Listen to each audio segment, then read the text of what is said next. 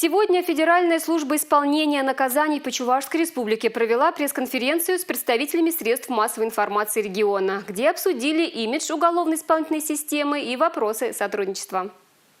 В рамках встречи сотрудники УФСИН по Чувашии провели экскурсию по музею, рассказали об экспонатах, в числе которых предметы этнографии, археология, редкие фотографии и документы, книги, карты и многое другое. В музее представлена форма одежды и обувь заключенных и работников исправительных колоний разных лет. Там же можно пройти в специальную комнату, где можно увидеть, как содержатся заключенные в исправительных колониях. Также на встрече обсудили итоги работы службы исполнения наказаний по Чувашии и нововведения. При женских колониях у нас сейчас создаются реабилитационные центры. Это проект президентских грантов. У нас построены уже такие реабилитационные центры в исправительной колонии номер 2 и в лечебно-исправительном учреждении номер 7.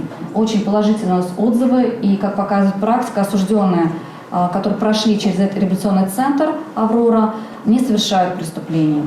Обсудили на пресс-конференции совместную работу сотрудников службы исполнения наказаний по Чувашии и средств массовой информации региона. Отметили важность формирования у населения объективного мнения о деятельности службы. Также в рамках встречи самые активные журналисты были отмечены благодарственными письмами. Шеф-редактору Национального радио Чувашии Родиону Архипову вручили награду за 3-е место в номинации на лучшую журналистскую работу «На страже порядка». Это победа всех тех, кто задействован в этой работе. Это только промежуточные этапы, которые заставляют задуматься о том, а к чему еще стремиться. А стремиться есть много-много к чему. Нам здесь, по эту сторону забора, нужно выстроить все мостки для взаимопонимания, сделать все для ресоциализации этих людей, потому что они часть нашего общества.